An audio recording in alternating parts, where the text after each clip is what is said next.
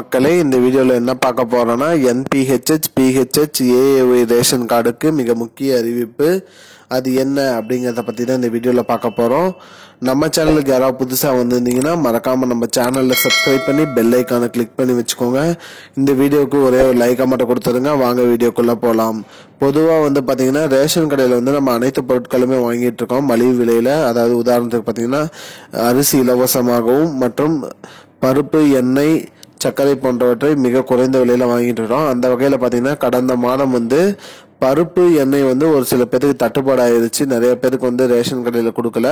இதற்கு அமைச்சர் திரு சக்கரபாணி என்ன சொல்லியிருக்காருன்னு பாத்தீங்கன்னா, பருப்பு, எண்ணெய் வாங்காம இருந்தவங்க இந்த மாசம் அது பருப்பு, எண்ணெய் வாங்கிக்கலாம். போன மாசம் வாங்காதீங்க, இந்த மாசத்தோட கூடுதலா அந்த பருப்பு, எண்ணெய் சேர்த்து வாங்கிக்கலாம் அப்படிங்கிற மாதிரி சொல்லியிருக்காரு. பருப்பு தட்டுப்பாடு இருந்ததுனாலதான் கடந்த மாதம் வழங்க முடியல அப்படிங்கறதையும் அவர் தெரிவிச்சிருக்காரு. அதனால இந்த மாதம் அனைத்து ரேஷன் கடையிலயுமே பாத்தீங்கன்னா கடந்த மாதத்துக்கான பருப்பு, எண்ணெய் இதை நீங்க கவனமா நீங்க ரேஷன் கடை ஊழியரிடம் கேட்டே வாங்கிக்கலாம். போன மாசத்து பருப்பு, எண்ணெய் நாங்க வாங்கல, அது பிளஸ் இந்த மாசத்து பருப்பு, எண்ணெய் இரண்டுமே நீங்க கொடுக்கணும்னு சொல்லி நீங்க கேட்டே வாங்க. இல்ல ஏதாவது முறைகேடு நடந்தாலும் அதுக்கு கம்ப்ளைண்ட் பண்ணலாம்னு சொல்லியிருக்காங்க.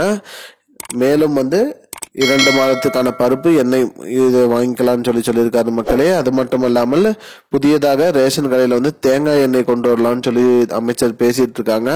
அது மட்டும் இல்லாமல் டீ தூளும் கொண்டு வரலாம்ங்கிறத பத்தி பேசிட்டு இருக்காங்க. இதுக்கு மக்களிடம் கலந்தாய்வு நடந்துட்டு இருக்கு. இது எப்ப ஓகே ஆகும் அப்படிங்கறத பத்தி தகவல் இன்னும் வரல. வரும்போது நம்ம சேனல்ல அந்த வீடியோ வரும். இதுதான் மக்களே இப்போதைக்கு முக்கியமான பயனுள்ள தகவல். இது போன்ற பயனுள்ள தகவலை தெரிஞ்சுக்கொள்ள நம்முடைய சேனலை மறக்காம சப்ஸ்கிரைப் பண்ணி வச்சுக்கோங்க. இந்த வீடியோ உங்க ஃப்ரெண்ட்ஸ் அனைவருக்கும் ஷேர் பண்ணிடுங்க. நன்றி.